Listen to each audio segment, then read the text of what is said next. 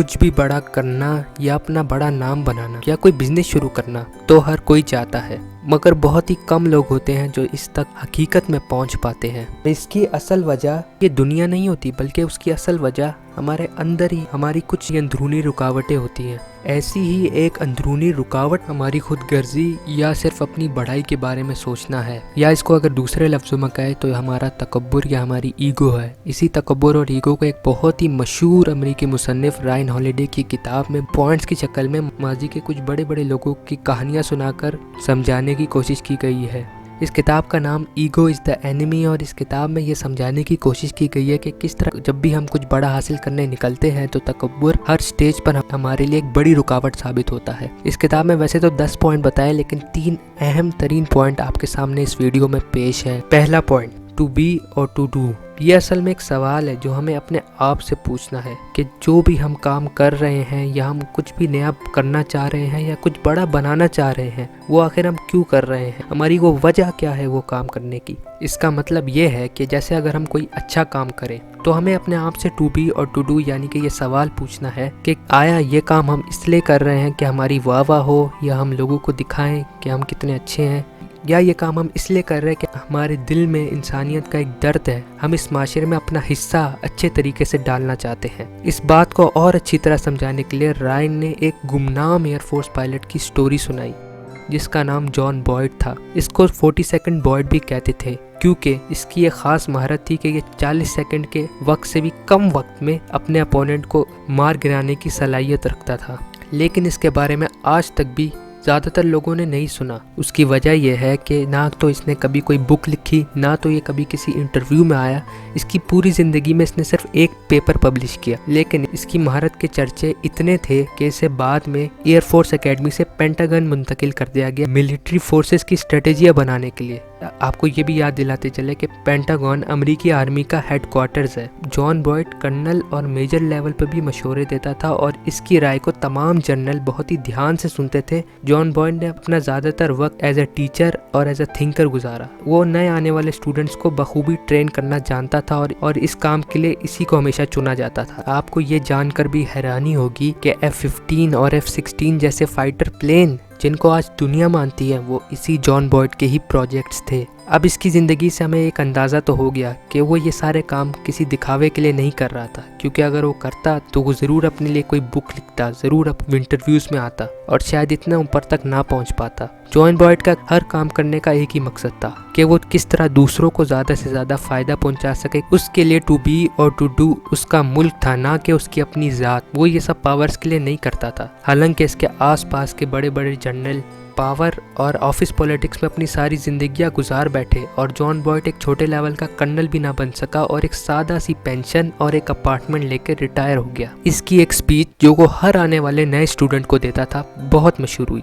जो ये थी, जिंदगी में हर पायलट के पास ऐसा वक्त आता है जब इसके पास 2 ऑप्शंस होते हैं, या तो वो हाई सैलरी और प्रमोशन और पावर की तलाश में अपनी ड्यूटी करे, और जब भी कोई फ़ायदा इसकी ज़ात के लिए हो इस मौके पर अपने असूलों का सौदा कर बैठे, या उसके बाद दूसरा ऑप्शन ये है कि वो गुमनाम रहे और चुपचाप अपने मुल्क की खिदमत करता रहे और हर काम करते वक्त ये सोचे कि मैं किस तरह इससे दूसरों के लिए ज़िंदगी आसान कर दूं, किस तरह मैं अपने काम से लोगों को फ़ायदा दूं। इससे होगा तो ये कि शायद तुम्हें हाई प्रमोशन, सैलरी और नाम ना मिले, मगर तुम्हें वो सुकून और वो इत्मीनान मिलेगा जो शायद तुम्हें यहाँ पे एयर मार्शल चीफ बन के भी ना मिले। जॉन बॉयड कई दफ़ा बोर्ड पर 6 अल्फाज लिखता था और फिर अपने नए आने वाले स्टूडेंट्स को इनमें से 3 अल्फाज चूज़ करने को बोलता था। वो पूछता था इन 6 अल्फाजों में से वो कौन सी 3 चीज़ें हैं जो तुम्हें कोई भी काम करने पर मजबूर करती हैं। क्या वो हाई सैलरी की लालच, पावर की हवस, या तुम्हारा तकब्बुर है, या वो तुम्हारी ड्यूटी, तुम्हारे मुल्क का वकार और तुम्हारी दूसरों के लिए खिदमत है। वो कहता था आज अगर तुमने इन अल्फाज में से सही चॉइस कर ली तो ये चॉइस तुम्हारी आने वाली ज़िंदगियाँ बदल कर रख देंगी। जॉन बॉयड की इन टीचिंग्स और जिस तरह से वो ज़िंदगी गुजारता था, अगर हम अपनी ज़िंदगियों में अप्लाई करें तो हमारे लिए चीज़ें बिल्कुल क्लियर हो जाएंगी। हमें समझ आ जाएगी कि हमारी ईगो ही वो चीज़ है जो हमें रोकती है। अगर जॉन बॉयड भी अपनी ईगो के चक्कर में पड़ जाता तो आज 7 समंदर पार जॉन बॉयड के इतने साल बाद भी उसके कारनामों का जिक्र आपके और मेरे दरमियान ना हो रहा होता। जैसे कि इसके साथ के उन जनरलों को आज कोई नहीं जानता जो पावर और पॉलिटिक्स में अपनी सारी जिंदगियां गुजार बैठे। दूसरा पॉइंट, बिकम अ स्टूडेंट। अप्रैल 1980 को एक दिन एक गिटार बजाने वाले के लिए खौफनाक ख्वाब बन गया और वही दिन एक और गिटार बजाने वाले का लकी दिन बन गया, क्योंकि एक बैंड मेटालिका के एक लीड गिटार बजाने वाले को बैंड से किसी वजह से निकाल दिया गया और उसी दिन एक छोटे से 21 से 22 साल के लड़के को इसकी जगह बैंड में शामिल कर लिया गया। इस छोटे से लड़के का नाम क्रिक हैमिट था।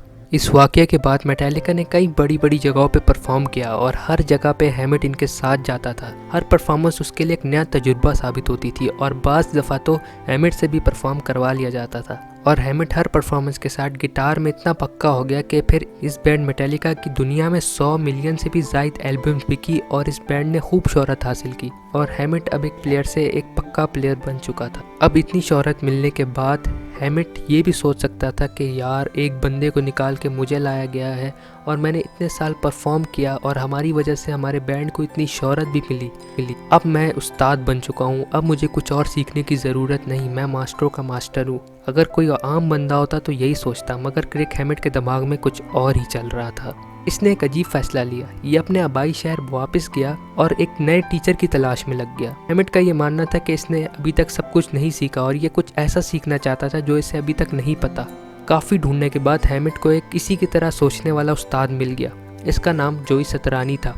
सतरानी की एक छोटी सी म्यूज़िक की दुकान थी जहां वो बच्चों को म्यूज़िक की तालीम देता था और इसका म्यूज़िक को देखने का एक अलग ही नज़रिया था और इसी तरह का आदमी हैमिट को चाहिए था जो उसे कुछ नया सिखाए। हैमिट ने सतरानी की क्लासेस ज्वाइन कर ली और एक के बाद एक दिन इसकी क्लासेस लेने जाने लगा। सतरानी का एक अजीब रूल था, वो हर हफ्ते इन लेसन्स का टेस्ट लेता था जो इसने पढ़ाए और वो कहता था कि अगर तुम एक भी टेस्ट में फेल हो गए तो तुम्हें दोबारा यहाँ आने की कोई ज़रूरत नहीं।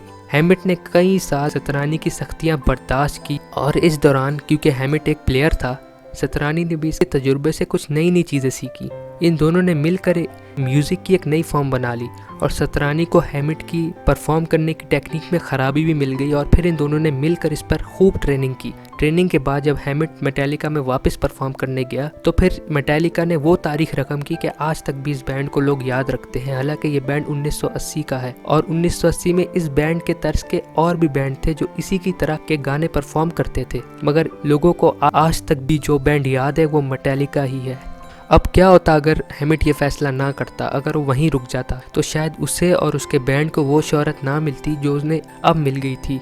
और इसके बाद सतरानी जो कि हैमिट का उस्ताद था, उसने भी अपना ही एक बैंड बनाया और उसने भी कामयाबियों के नए नए रिकॉर्ड कायम कर दिए। रायन ने हमें इस कहानी से ये बताने की कोशिश की है कि चाहे हम कितने भी बड़े क्यों ना हो जाए, हम किसी भी फन में कितने ही माहिर क्यों ना हो जाए, हमें अपनी ज़िंदगी एक स्टूडेंट की तरह ही गुजारनी चाहिए। हर मौके पर कुछ ना कुछ नया सीखते ही जाना चाहिए और इंसान जितना सीखता है वो उतना ही पक्का होता जाता है। ये बात हैमिट की कहानी से बिल्कुल साबित है। और अपनी ज़िंदगी एक स्टूडेंट की तरह गुजारने से एक और काम भी होगा जो कि इस बुक का मकसद है कि हमारी ईगो या हमारा तकब्बुर तो ख़त्म हो जाएगा, क्योंकि फिर हम हर बंदे से सीखने के लिए तैयार होंगे, चाहे फिर वो हमसे बड़ा हो या छोटा। हमारे जहन पे ये जो रोग लगी हुई है अपने आप की बढ़ाई की, ये ख़त्म हो जाएगी और फिर हम अपनी सक्सेस के एक स्टेप और करीब आ जाएंगे।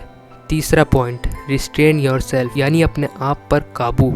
क्या आप जानते हैं कि दुनिया का सबसे पहला वो कौन सा ब्लैक यानी कि नेग्रो आदमी था जो मेजर लीग बेसबॉल, जो अमेरिका की सबसे बड़ी बेसबॉल लीग है, उसमें खेला? इसका नाम जैकी रॉबिन्सन था। जब वो छोटा था तो अपने बदमाश दोस्तों के साथ गलियों में गैंग की सूरतों में घूमता था और आए दिन इसकी लड़ाई कभी पुलिस से तो कभी किसी गोरे से होती थी। एक दफ़ा इसने अपने स्कूल के बेसबॉल मैच में एक गोरे को इतनी ज़ोर से बॉल मारा कि इस गोरे का सर फट गया और वो खूनम खून हो गया। रॉबिन्सन की सबसे बड़ी कमजोरी इसका गुस्सा थी। वो आए दिन पुलिस से और गोरों से लड़ाइयों में मुलविस रहता था और जेल जाना तो इसके लिए आम बात थी। इसकी ज़्यादातर लड़ाइयाँ गोरों से होती थी और वो इस बात पर होती थी कि उस ज़माने में गोरे ब्लैक लोगों का मजाक उड़ाते थे और ये बात रॉबिन्सन को सबसे ज़्यादा चिढ़ाती थी। रॉबिन्सन ने आर्मी में भी कुछ अरसा गुजारा एज अ मिलिट्री ऑफिसर, लेकिन इसे अपनी नौकरी से जल्द हाथ धोना पड़ गया जब इसने मिलिट्री बस के ड्राइवर से लड़ाई की। इस बस ड्राइवर को खूब बुरा भला कहा और इसे खूब गालियाँ दी और बाद में अपने कमांडिंग ऑफिसर से भी इस बात पर लड़ा। रॉबिन्सन को लगता था वो ब्लैक है इसलिए उसे यहाँ पे इज्जत नहीं दी जा रही। इस लड़ाई की वजह से रॉबिन्सन को कोर्ट मार्शल का सामना भी करना पड़ा। वो जेल चला गया लेकिन वो जल्द रिहा होकर बाहर आ गया। जब इसने अपना बेसबॉल करियर बाकायदा शुरू करना चाहा तो इसके टीम मैनेजर रिकी ने इससे कहा कि तुम बेसबॉल की तारीख के पहले ब्लैक प्लेयर बनने जा रहे हो। क्या तुम में इतने गट्स या हिम्मत है कि तुम जब भी कोई भी तुम्हें बुरा भला कहे तो तुम इसको रिस्पॉन्ड ना करो या इस पे गुस्सा ना करो, क्योंकि आज के बाद से तुम्हारे साथ वो बुरा सलूक होगा जो शायद तुमने सोचा ही होगा। तुम्हें अवाम की भरपूर तनकीद का सामना भी करना पड़ सकता है और ये भी हो सकता है कि होटल का स्टाफ तुम्हें रहने के लिए कमरा भी ना दे, क्योंकि उस जमाने में ब्लैक लोगों के खिलाफ एक नफरत की तहरीक चल रही थी। इसी वजह से रॉबिन्सन के लिए बेसबॉल खेलना एक आफत से कम नहीं था। रॉबिन्सन ने रिकी को यकीन दिलाया कि वो इस सब के लिए तैयार है और फिर रॉबिन्सन ने पीछे मुड़कर नहीं देखा। इसके पहले 9 साल बेसबॉल करियर में इसके ऊपर वो तनकीद हुई जो शायद आम इंसान सिर्फ सोच ही सकता है। जब वो ग्राउंड में खेलने जाता था तो पूरी ऑडियंस मिलकर इस पर तनकीद करती थी, इसके खिलाफ नारे लगाती थी और इसके साथ गेम में भी नाइंसाफियां होती थी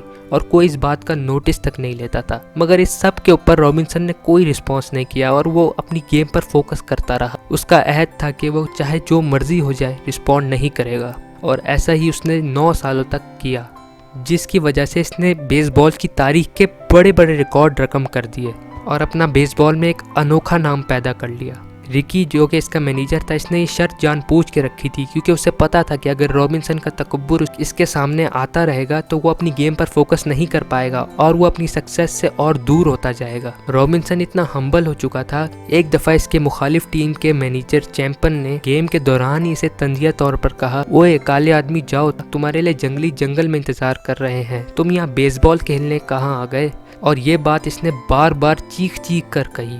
मगर बाद में वक्त ने ऐसा पलटा खाया कि एक वक्त ऐसा भी आया कि इसी मैनेजर की नौकरी बचाने के लिए रॉबिन्सन ने इसके साथ एक फ्रेंडली फ़ोटो खिंचवा ली। अगर रॉबिन्सन ये फ़ोटो ना खिंचवाता तो इस मैनेजर की नौकरी इसके हाथ से चली जाती। इसके बारे में बाद में रॉबिन्सन ने लिखा भी कि ये काम इसकी ज़िंदगी का सबसे मुश्किल काम, पर इसका अहद था तो इसने ये काम भी किया। रायन कहते हैं कि अगर यही नुस्खा हम अपनी ज़िंदगी में भी आजमा लें तो हमारे अंदर से ईगो और तकब्बुर ख़त्म हो जाएगी और हमें अपने काम पर फोकस करना आसान हो जाएगा। क्योंकि अगर जैकी रॉबिन्सन भी इसी तरह लड़ाइयों में मुलविस रहता तो आज जो बड़ा नाम जैकी रॉबिन्सन का बेसबॉल में है वो शायद ना होता।